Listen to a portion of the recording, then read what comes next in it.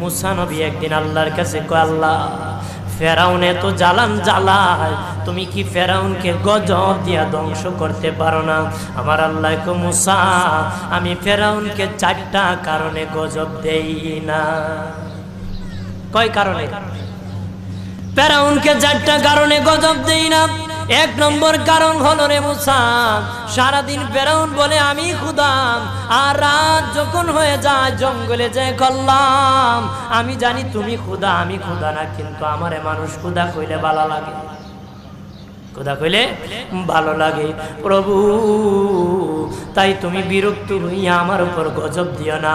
আল্লাহ বলে, মুসা রে, ওই ফেরাউনের রাত্রির দুয়ার কারণে আমি আল্লাহ তার উপর গজব দেই না।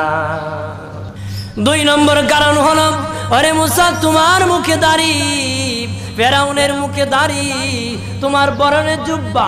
ফেরাউন মুসা নবী